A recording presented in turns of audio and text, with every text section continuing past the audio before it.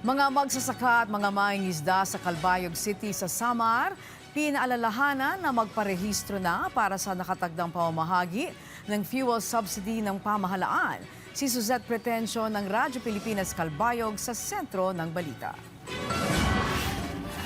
Apektado na rin ng pagtaas ng presyo ng krudo ang kita ni Kuya Renante dito sa Calbayog City, Samar. Hindi na raw kasi sapat ang 500 piso na inilalaan niya sa gasolina dati para makapangisda.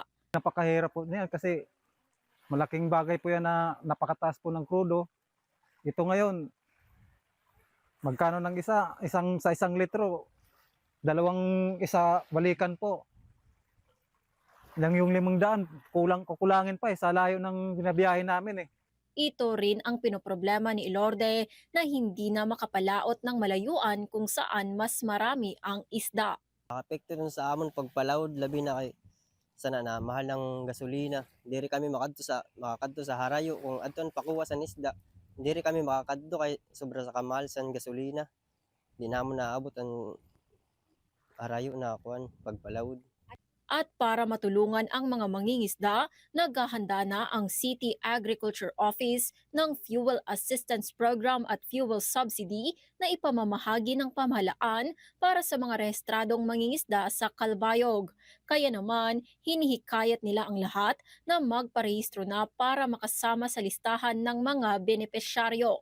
Yung sa Calbayog sa database, no, meron tayong 122 municipal fishermen na nakaregister sa ating Boat R.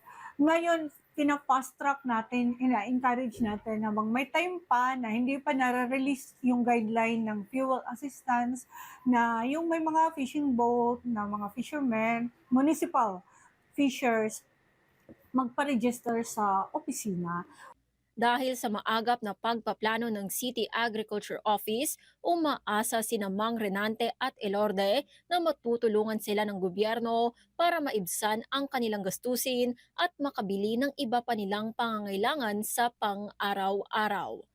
Mula rito sa Calbayog City, para sa Integrated State Media, Suzette Pretencio ng Radyo Pilipinas, Radyo Publiko.